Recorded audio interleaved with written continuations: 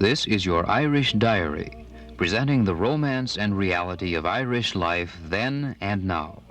Áuric Éireann, or Irish Diary, is presented by the Patrick Butler Family Foundation of St. Paul. Professor John McKiernan of the College of St. Thomas in St. Paul is writer and narrator.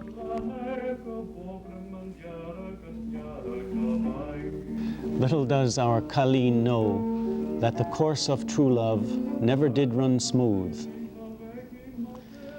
This is a tale of star-crossed lovers in Ireland, a tale that Shakespeare might well have used had he known of it.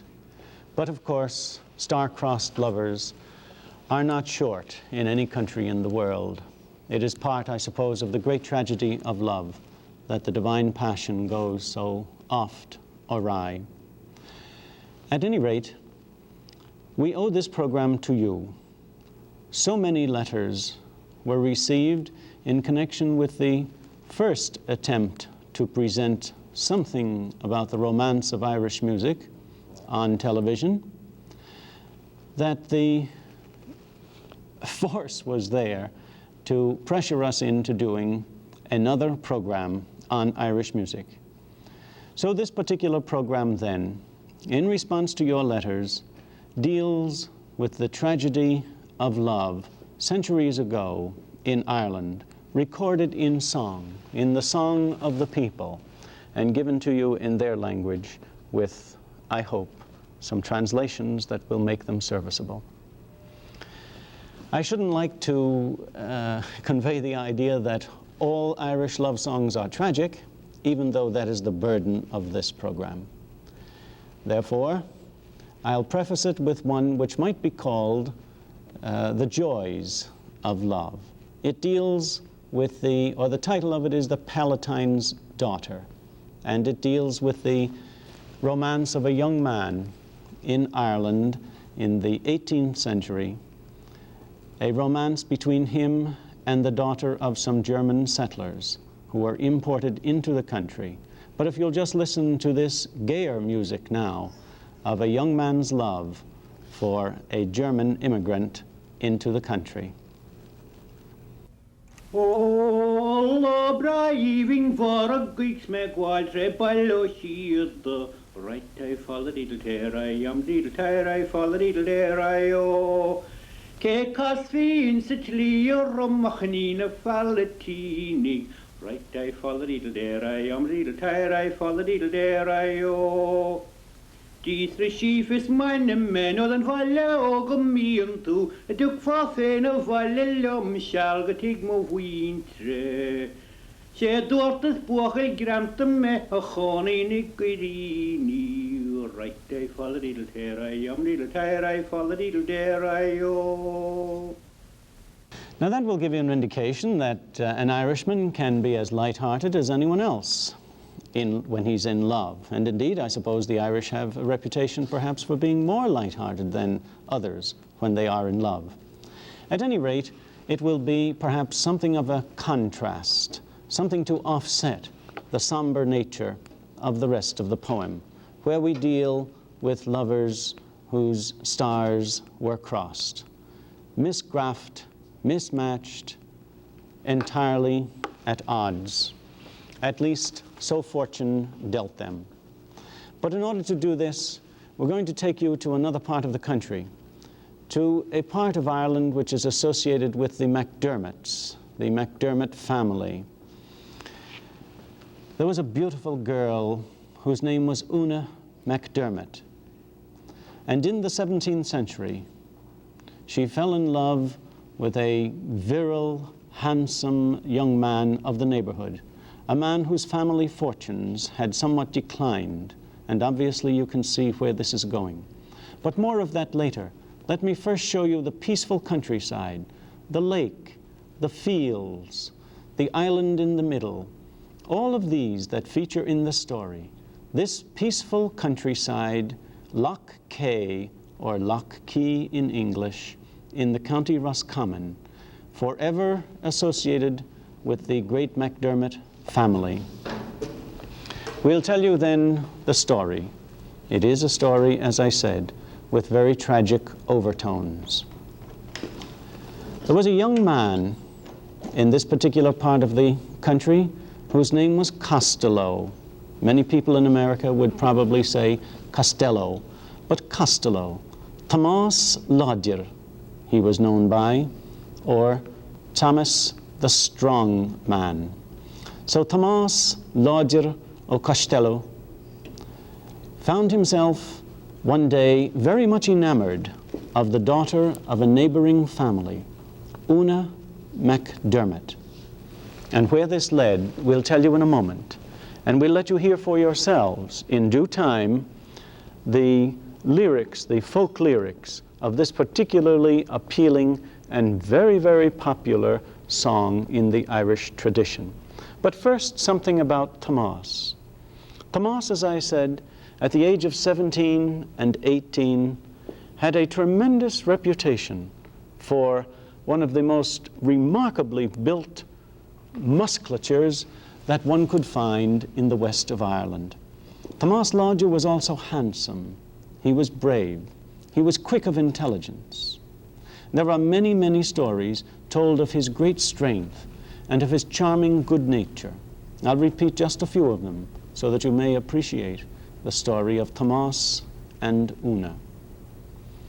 Of Thomas, it is said that he could catch an unbroken 3-year-old horse, catch the horse by the mane, and resist all the efforts of the horse to free himself. We can see him almost in a Wild West movie, perhaps. But this was the story associated with Thomas, that he could catch hold by the mane and hold on, resist every effort of the horse to free himself, and wear that horse down.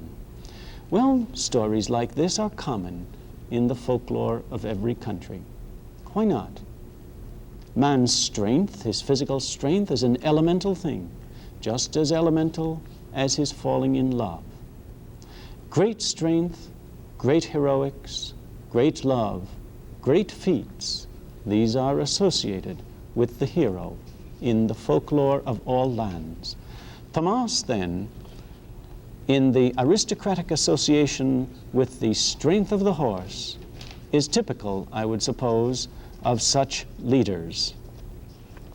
We have other stories associated with Thomas. Thomas was also a great wrestler. Again, we see the build-up of his character here before the final tragedy.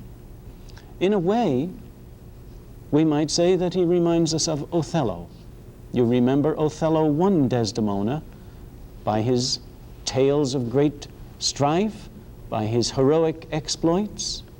And so then Thomas Lodger, Thomas who already is crowned with the reputation of great strength, Thomas proved himself in a wrestling match.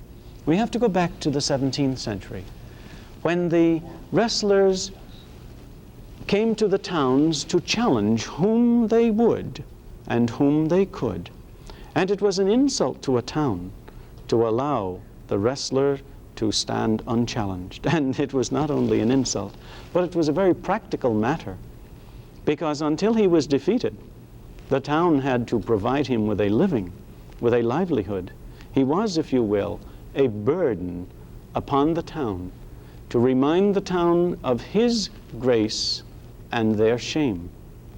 Such a wrestler came to Thomas's town, and Thomas, burnt with shame, challenged the man to a wrestling match and, of course, defeated him. I won't give you all the details, interesting as they are in the folklore associated with this. So by a second exploit, he had proved himself. And then by a third, the smith in the local village, to try the strength of Thomas, made several horseshoes out of steel and made a bet with Thomas that he couldn't bend those. So Thomas couldn't, because they were hardened steel. And he strove, and then he cracked the steel. Well, these are typical of what you find in folklore associated with great exploit. And in these exploits, you see, he proves himself a kind of Hercules in a minor key, of course. And it's appropriate that he should, because he comes down to us not as a Hercules, but as a character in a tragic love tale. Well, now that we know his character, his beauty, his, you'll take my word for it, that he was also gentlemanly and so on, I might tell you something about his social circumstances. He was gentlemanly because he came of a gentlemanly family. In other words, a landed family. A family that just prior to Cromwell had owned a great deal of land and was quite well off. But after Cromwell's time, found itself, as many of the noble Irish families found themselves, found itself rather impoverished. And now, toward the end of the 17th century, this family, once well off, now poorly off, represented by Thomas Lodger, finds itself now in love through the person of Thomas with the daughter of the great MacDermots, Una, a beautiful, beautiful girl. The MacDermots were not interested in having her marry beneath her station. I'll ask you now to listen to the words, even though they be in a foreign language to you. Listen to the words of this song, which sings the great sorrow and the great destruction of a tragic love tale.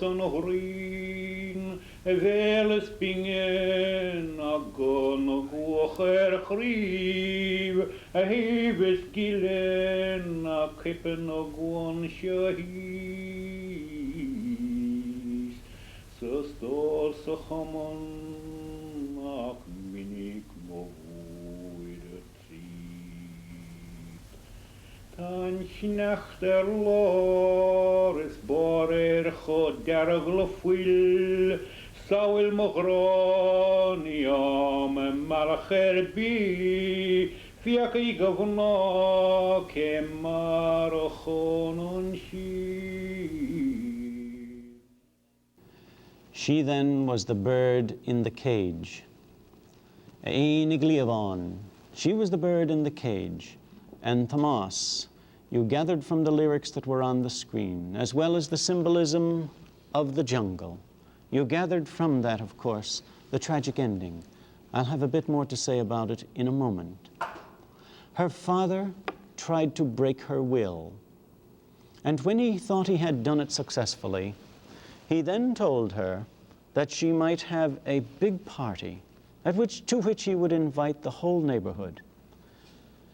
This was done, and of course by this time he had plans for her to marry someone nearer her own social station. But since everyone in the neighborhood was invited to the festivities, he had no way of knowing, the father, what the outcome might be. When he said to his daughter, "Drink a toast to him you love the best." And of course you can well imagine what happened. Her eyes sought out Thomas Lodger, and she drank a toast to him. The insult was too much for the father, and the party was dismissed in great ire. And of course the embarrassment of the other lover, the one who had been selected by the father, the embarrassment was so great for him that he left the neighborhood. But now Una had only her room to retire to. Thomas Lodger was banished from the grounds, forbidden entry to them, and Una remained in her room for month after month, eventually falling into a deep sickness, as one might expect. It was only then, when she seemed so far gone in her health and so likely possibly to die, that her father relented and said Thomas Lodger might come to visit her. He was sent for then, and he came to the room where she was lying, only a weak girl, not the laughing, gay girl whom he had seen before. But he held her hand and he stroked it, and he gazed at her amber head and her beautiful blue eyes, and he spoke to her and he sang to her, and she cheered and was revived in spirit. She fell into a sleep then. He had been there most of the day, and she fell into a deep sleep induced by the peace of heart. And he stole away then, looking for one of the servants to whom he might give a message, and finding no servant in the house, and feeling a sense of shame perhaps to be alone in the house, he took his way back to his own place. But he took it ever so slowly, because he was waiting for a word from the Father. And none came. I'm going to ask you now to listen to the same song as it is sung by a girl, and listen, if you will, to my comments upon it as we go along.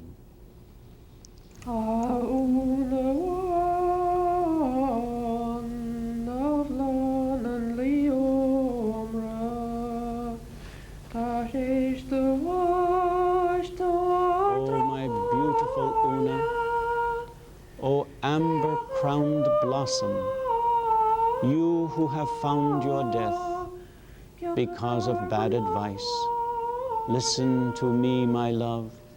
Which of the advice now, my flower, would you choose? Oh, my beautiful flower, as a rose in the garden you are. Indeed, beyond a rose, as a candlestick of gold on the table of a queen. And oh, it was so musical. It was so harmonious for you to be going on the road before me. But alas, my Una, you have found your death through the bad advice. And you have left me here alone in the ford of Donoiga. These lines are the tragic ending of the tale. But what happened when he left the house? He left behind him his garden rose and went on his way homeward. Before he could arrive at home, he had to cross the ford of Donoiga. And here the legend tells us he stood his horse in the water for up to half an hour, standing there in the cold waters, waiting and waiting for a message from the Father to recall him to the side of his beloved.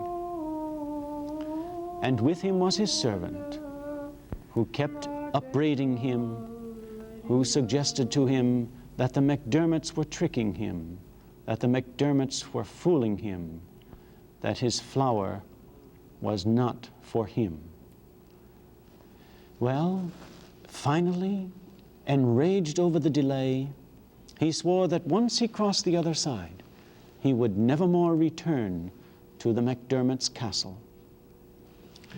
And then he urged his horse across the water, and reaching the other side and clambering up on the bank, at that moment a messenger from the McDermotts came. But it was too late. And buoyed up by that haughty pride now, that only a fallen gentleman can know in respect to his social betters, he went on, and Una died. And when he heard of this, he came back to her burial place, which was on that little island that I showed so many minutes ago, out in that lake. There she lay, and eventually there also he lay. And it is said that an ash tree grew out of each of the graves and met over top. Of course, this is a feature one finds in Latin literature and the literatures of other countries too. But it is a tragic story. Una won, my beautiful Una. And perhaps we'll have time to tell you in less detail about another one that's associated with the O'Daly family. In fact, it was written by Carol O'Daly, or Carol Daly. Carol O'Daly, an Irish harper in the 14th century, was separated again by the interference of families from his beloved. But first, I think we might hear the words and make our comments as you are listening to them. This, then, is Eileen Aruan, a beautiful tune.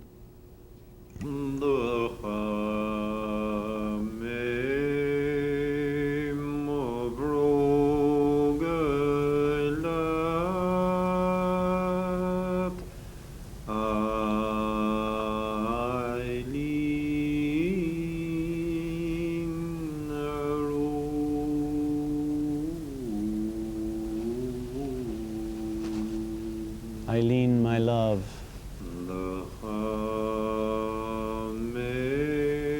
I have worn out my shoes. I have worn my shoes through and through in the pursuit of you. Eileen, my love, Eileen, my true love. Will you come with me? Will you come with me, Eileen? The story, the background for that story is this. Carol O'Daly had been forbidden to marry Eileen. But again, there was a great assemblage one day at her house. The Irish were known for their hospitality, and this is particularly true in the bygone days. And the setting for our story, remember, is the 14th century. Forbidden to enter her house, he resorted to disguise. And he came into that assemblage with his harp, and disguised as no one knew him, he played this beautiful song on the harp. Eileen Aroon, Eileen, my true love, I have worn my shoes through and through in the pursuit of you. Will you come with me? And she replies she will, that she will go with him.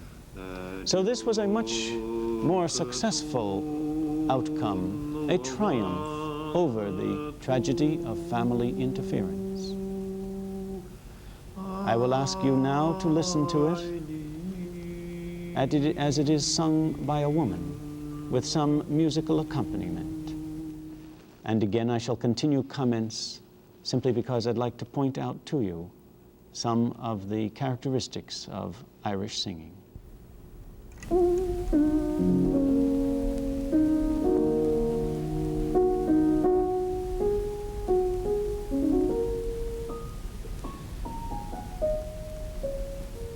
If we listen to the vowels as this girl sings the invitation to Eileen Aroon, Eileen my love, Eileen my treasure.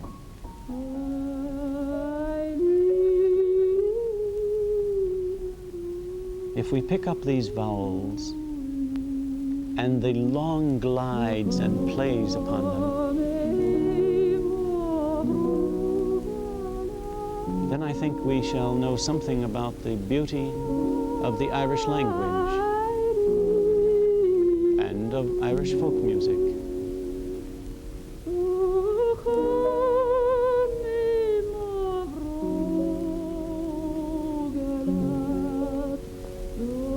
These folk songs are artless, and this one, having come to us from the 14th century,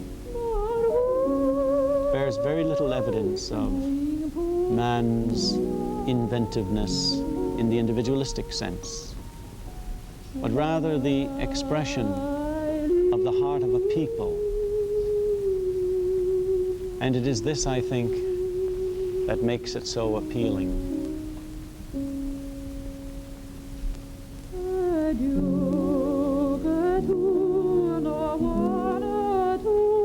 Eileen promises that she will go with him. And they flee her father's house, and we hope lived happily ever afterward. You have heard then two songs of Irish love with its darker side. One at the beginning of the program, The Palatine's Daughter, a gayer song in the light-hearted tradition of love. And the one in the middle of the program, Una Bháin, the most somber of them all, and yet one of the most popular songs for several centuries in Ireland.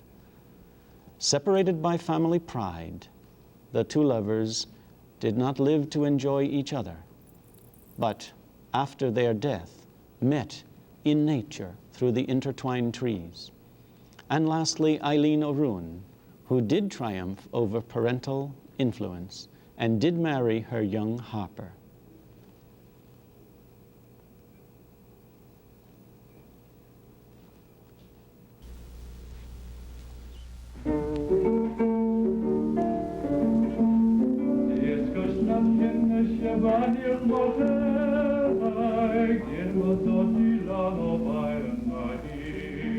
If you would like a list of selected readings to add to your enjoyment, please send a self-addressed stamped envelope to Professor John McKiernan, College of St. Thomas, St. Paul, Minnesota.